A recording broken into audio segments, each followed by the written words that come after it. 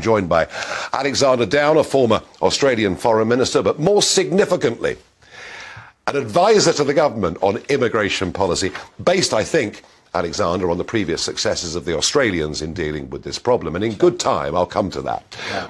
To begin, do you honestly, really, truthfully think that we're going to scoop up thousands of young men from the beaches and from these dinghies in the Channel and detain them for 28 days in former army camps around the country, not allowing them to leave the premises, not allowing them to apply for any legal aid? Can you imagine the hoo-ha that would take place in this country from mainstream media, the fact that the Human Rights Act, ECHR legislation would be invoked very, very quickly? I mean, look, I'd love it to work, but do you really think it can? Well, I think it can. Let me explain why I think it can. That you have a situation where the government has an agreement with Rwanda, and once they can start the process of sending people to Rwanda, then the people traffickers won't be able to sell their tickets, their passages any longer to people to come across the Channel, because they'll know that if they do come across the Channel, they'll be sent to Rwanda, so they'll stay in France, if right? If that was to happen, of course. So why would that... And the legislation, I mean, I've had a quick look at the legislation. I mean, I can't say I've read every word of it, but I've had a quick look at the legislation. I think the only problem, it's good, the legislation, the only problem is going to be this whole, which you allude to, this whole question of what the European Court of Human Rights does.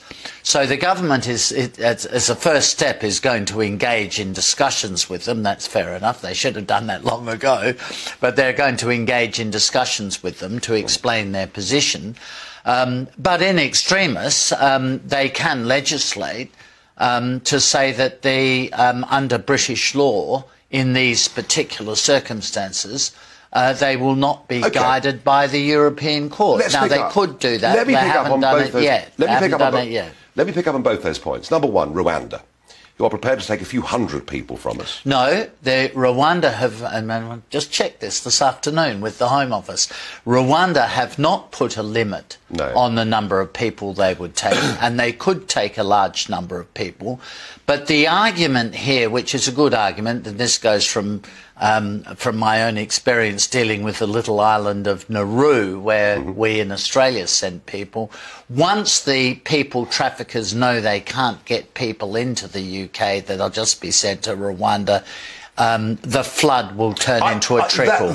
So you won't need Rwanda to take tens of thousands of people. That I accept. But the last time we looked at this, Rwanda were prepared to take a few hundred, and there was a clause in the agreement that in return we would have to take people from Rwanda into our country. So I'm not, I mean, look, if Rwanda want to take 10,000, probably 10,000 would stop it.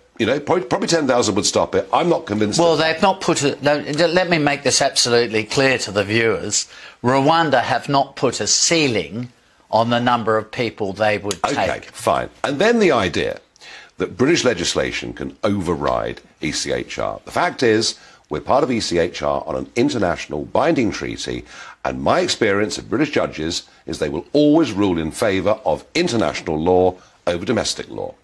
Yeah, I think this is a huge problem, and this goes back many years to the whole notion that the British Parliament has decided that foreign judges can have the ultimate say over British laws. It's going to be a heck of a battle.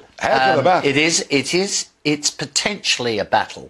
So the question here, you and I don't know the answer to this. The question is, to what extent will the European Court decide to take on the British Parliament and, in effect, the British judiciary? Well, I think they'd be only too delighted. Now, let's just remind people, I had a chat with Tony Abbott overnight, the Australian Prime Minister, who finally cracked it. A very good man. John Howard first cracked it, by the way. Yeah, and then it all went wrong. Then Tony Abbott came and he fixed it again. But Abbott made it clear to me that in the end, and you tried putting on people on the island and all the rest of it, but in the end, you simply towed the boats back to Indonesia. There was no agreement with Indonesia. There was international condemnation. People screamed and shouted. But guess what happened? the boats stopped coming, didn't they? Sure. And this is the argument that if you had an agreement with... Look, all you need is President Macron, when he meets with Rishi Sunak on Friday, to say to Rishi Sunak, at Rishi Sunak's bidding, I will agree to you just returning these people to France. And the whole thing would be finished by sunset. Yes, but I'm afraid... The whole thing would be finished by sunset. The chances of that aren't very high. No, but let me just say, nobody here makes the argument about this. I think this is a really important issue. It's not in France's interests, as well as the UK's interest, that people are getting on and making these dangerous journeys and drowning in the English Channel. The French should be, and they surely are, totally opposed to this. And the best way to stop it is to agree to boat turnarounds. But if you do it unilaterally, the boat turnarounds have to happen in international waterways. Well, the Royal Marines could pick people up on the 12-mile line and simply take them back to France. Well, but there's no international water between France and the UK. Well, there is a small separation zone, but it's a pretty narrow strip of water. Finally, Alexander, is today a step in the right direction? Today is a big step in the right direction. Yet another. It's not, yes, yet another.